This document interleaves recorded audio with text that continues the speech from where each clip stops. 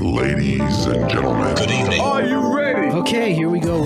You're listening to the Deal Room Podcast. Join us as we bring you the inside scoop on business sales and acquisitions. Get across trends in the area and hear the industry's best recount their real-life tips, traps, and experiences. Now, here's your host, Joanna Oakey.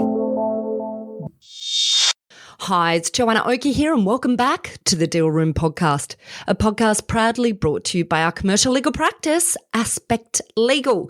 Now, in this episode, I team up with special guest Carl Burroughs, a serial entrepreneur with more than 20 years of experience in the dental industry. This episode is a must for buyers and sellers in the health and dental sectors alike. Together, Carl and I dive into the high demand for dental practices. Carl provides smart tips for sellers, emphasising the importance of planning ahead, making strategic investments, and considering post-sale benefits. This captivating conversation showcases Carl's expertise and passion for the dental sector, and it provides insights that will leave you inspired and eager for more. So tune in and get ready for this industry spotlight on dental. Fasten your seatbelts, get ready for an insightful episode with Carl. Carl, thank you so much for joining me on the Deal Room Podcast. It's an absolute pleasure to have you on the show. It's an absolute pleasure to be here, Joanna. It's been a while and I'm very, very delighted to be involved. Okay, now, Carl, you and I have worked together. I would say it has been for 2 decades now. I say 2 decades because that sounds even longer than 20 years. But I think it's been 2 decades that we have worked together. And so there are a million things that I want to talk about in this episode today, because there's so much to drill into in talking about the dental industry. But why don't we start by perhaps you give us a really quick snapshot of your background in the dental industry, because it's such an interesting background and it leads to where you are today in Ray White in a very interesting meandering course. But give us a quick snapshot. Yes, thank you very much. It wasn't by design to begin with. I sort of fell into dentistry. I purchased a marketing company back in the early 2000s, and we were then concentrating on helping all businesses with marketing. You probably remember. And I got invited to speak at an orthodontic meeting through a very good friend of mine, Derek Mahoney, and I don't think I could have spelt orthodontic back then, but dentistry and the specializations had just gone through deregulation, and he was intrigued to get somebody to talk about marketing. So I went down, and I was very fortunate. I picked up a couple of clients who became friends, at that evening, and that sort of got me into it. And it wasn't very long before I realized that, A, I was enjoying working with the profession, and secondly, because really nobody else was out there to help, they needed some help with their marketing. So I've been doing that now for 22 years and still do that through my company, Integrated Dental Marketing. But that has spun me out into other aspects. As I got more involved in the profession, I got involved in running dental practices. Firstly, through a couple of corporations who asked me to actually manage practices for them.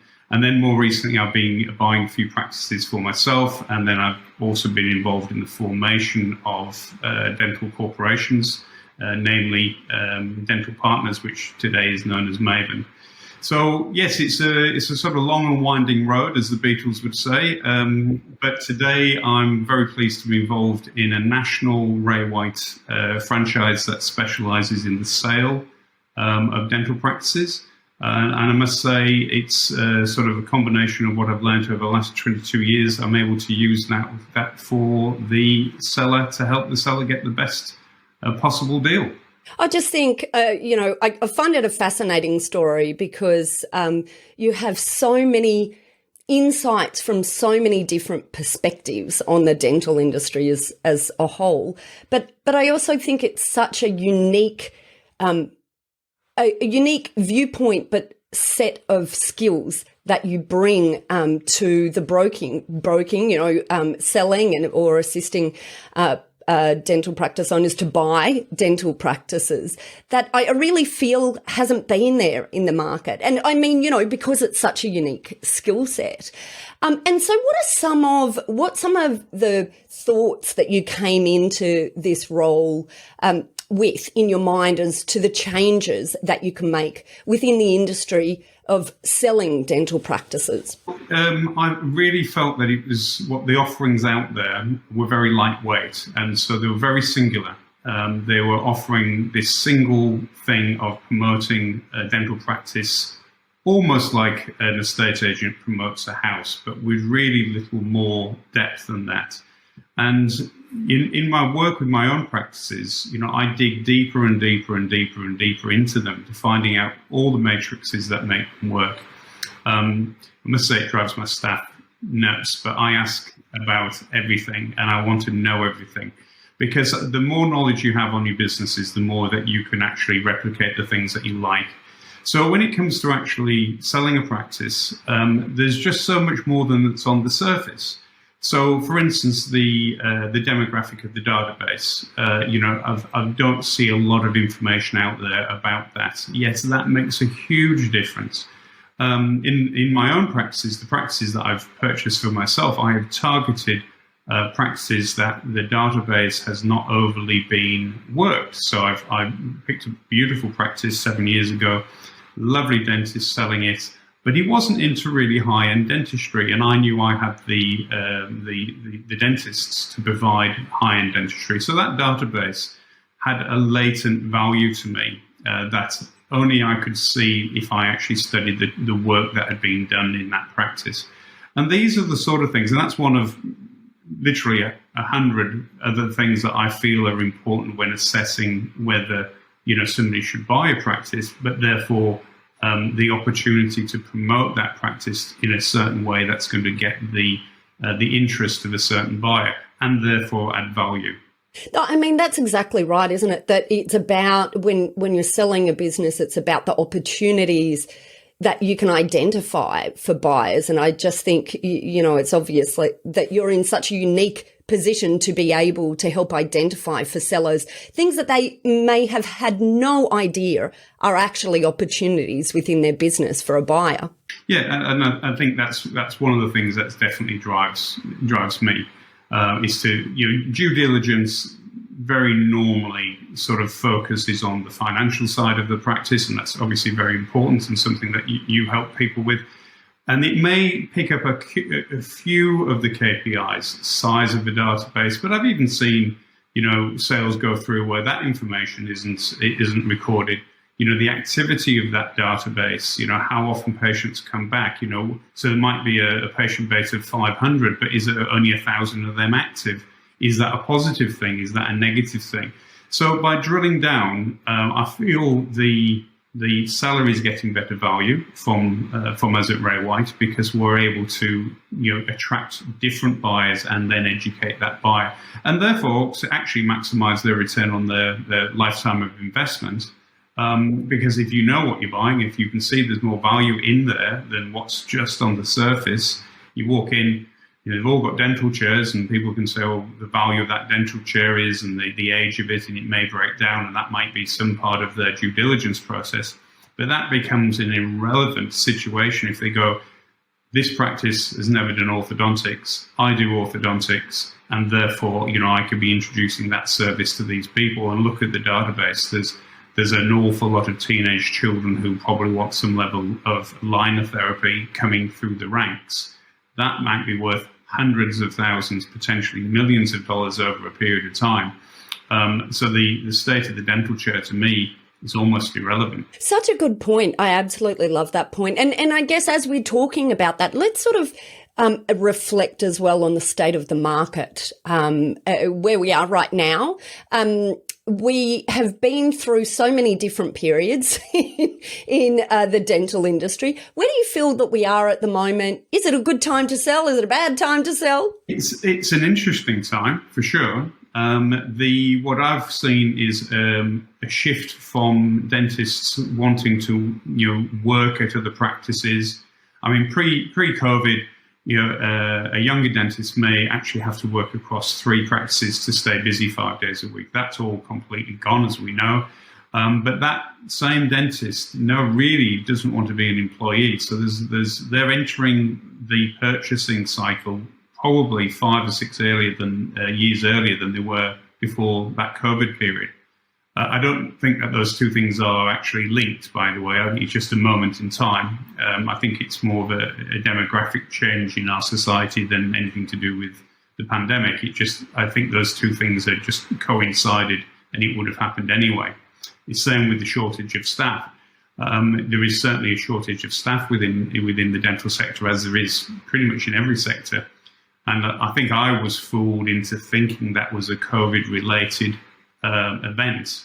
We've closed down, we've sent our staff off, they've all gone and worked at Woolworths stacking shelves at $45 an hour, which is more than we pay them. So now they've taken stock of their life and maybe gone off. I think all that's actually rubbish. That was my thinking a couple of years ago, and I feel like this shift would have happened anyway. If you just look at the demographics of Australia, it would have shifted anyway. So it's certainly an interesting time. Is it a good time? Well, there's lots and lots of buyers. So I would say yes. I think it's as simple as that. Whenever you want to sell something, if you've got a high demand, then you're going to get the very best possible return, on that lifetime of investment. Yeah, absolutely. And while we're on that note, then maybe we talk about some tips for sellers of dental practices. What are some of the things that they should be thinking about in terms of preparing themselves for sale and understanding who their potential buyer might be? Well, everybody's circumstances are very different, of course, and their motivation for sale could be very different as well. But broadly, if you've got the luxury of time, which, if it's being instigated through an aging process, then you probably have got the luxury of time. Think well in advance. If you're going to hang around and work post-sale, or you're willing to, then that has a very, very high value at the moment, because replacing that dentist is incredibly hard. Now, there are still dentists buying a practice who want to have an almost a walk-in, walk-out environment because they want the patient base. That tends to be for the smaller practice. So they may only want the seller to hang around for 6 months or a year. But that isn't the bulk of buyers. The bulk of buyers are wanting to either add a second practice or a third practice to their group, or they want to be working in a practice where the seller stays on, because then that means there's actually just physically more dentists. And then obviously there's all the reputational benefit of the seller staying on. So if you've got the luxury of time, and in fact, without giving any names away, I'm working with a client in Melbourne at the moment who's 57 years old, and he's determined that he won't pick up a drill after the age of 60. So we've got 3 years, he's got 3 years that he's happy to stay on. In his situation, I feel his practice isn't maximized for certain reasons. So I'm advising that he doesn't put it on the market, but he goes holus bolus out to build his practice for 12 months. And then he's got 2 years after that where he can stay on if the incoming buyer would like that. So each person's circumstances is very different.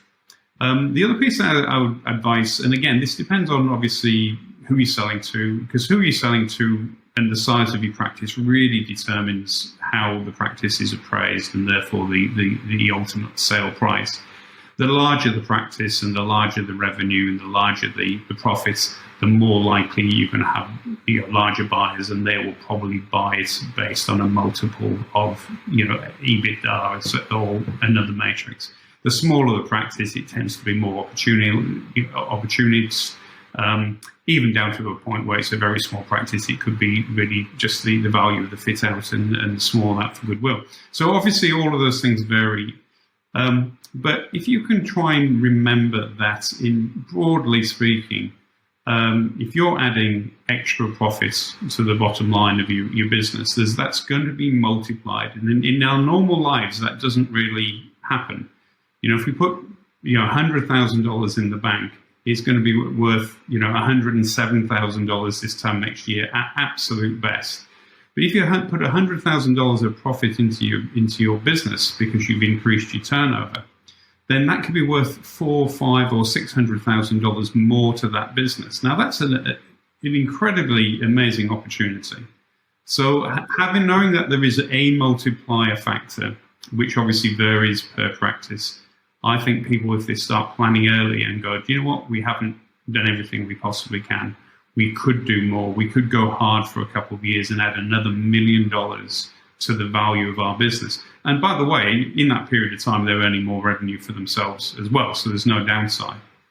That's a bit of advice. And I have to throw in there, I think absolutely right. I think one of the biggest mistakes I see sellers make in this market, but it's actually across the board in most other industries as well, is coming into a sale too late, when they've run out of energy to do what they need to do to make changes in the business. They've run out of time to make changes in the business before they want to get out. And dental is one of those industries where there really is, a massive difference quite often in value and pool of buyers between someone who's willing to, the period of time that a seller is willing to stay on with the business for. And it's just often, I find sellers just don't really seriously think about selling until they're emotionally at that point that they just want to act right now.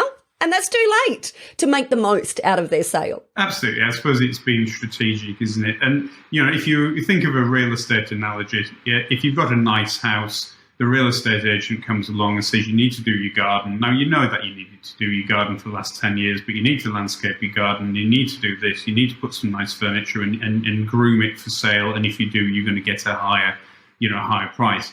In a dental environment, that grooming situation is about making sure that your marketing looks fresh and is up to date. Your internal systems are, really up to date and working well. Things that, if you're busy in a dental practice and it's working and you're making some money, it's very easy to go put that in the too hard basket. You kind of know, and I think in all of our businesses, Joanna, there's the metaphoric box we should have moved and we're still stepping over it. But when the box is obvious and it needs to be moved, then thinking about that well in advance and having the time to implement the systems, the marketing, the fresh lick of paint, and knowing what will attract a buyer definitely adds a significant value. And it also broadens your market. If the practice is almost depressing, which some practices can be for various reasons, then you're going to find that it doesn't inspire the buyer unless they can see the vision of saying, well, I can turn this around. But then the seller is not getting the maximum return. Well, look, Carl, this has been hopefully very illuminating for our audience who are listening to it, particularly if they are looking to sell a dental practice or indeed buy one and understand some of the opportunities that they should be looking for in an acquisition. I feel we've only just scratched the surface. I feel like we need to come back and do part 2 of this series very soon. And Carl, so how do our listeners, if they're looking to exit their practice anytime in the next 5 to 10 years, how do they get in contact with you?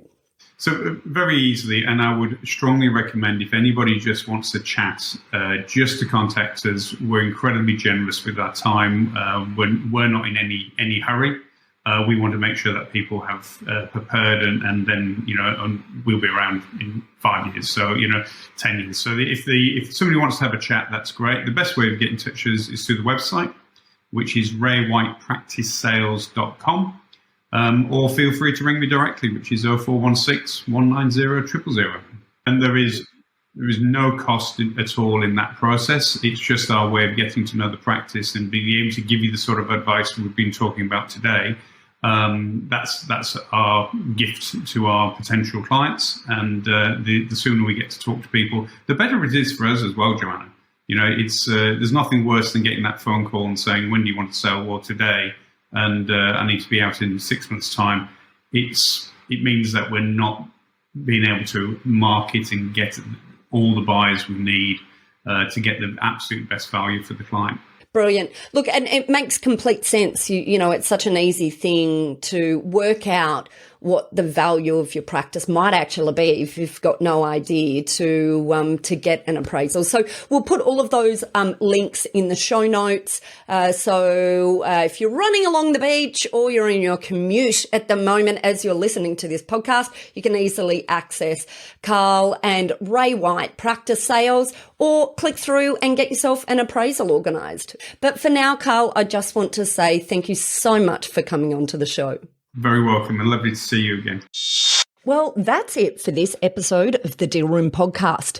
We hope you're now primed for your next deal with these pointers and have enjoyed these fascinating insights. Now, if you'd like more information about this topic, then head over to our website at thedealroompodcast.com, where you'll be able to download a transcript of this episode, as well as access any contact details and any other additional information we referred to in today's podcast. Now, if you'd like to get in contact with our guests today and the services they offer, you can go ahead and check out our show notes for a link right through to them and their details. You can also book in directly with our legals at Aspect Legal if you'd like to soundboard your next steps, discuss a legal question, or find out more how we can assist, whether that's with buying or selling a business, or perhaps somewhere in between. Now, don't forget to subscribe to the Deal Room podcast on your favourite podcast player to get notifications whenever a new episode is out. We'd also love to hear your feedback, so please leave us a review and rating if you're already one of our subscribers, or even if you're listening to this podcast for the very first time. Every review helps our team produce valuable content for you. Well, thanks again for listening in. You've been listening to Joanna Oakey and the Deal Room podcast, a podcast proudly brought to you by our commercial legal practice, Aspect Legal. See you next time.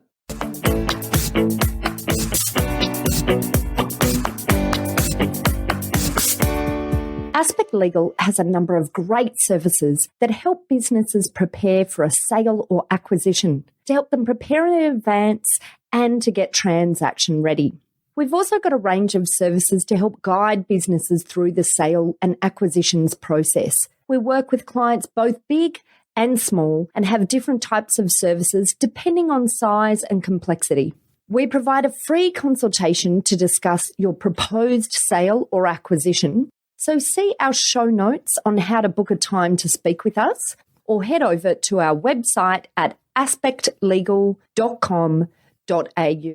Ladies and gentlemen. That will conclude this evening's entertainment. Thanks for listening to the Deal Room podcast. To find out more about this episode and other episodes in the series, check out the show notes or head over to our website at thedealroompodcast.com.au.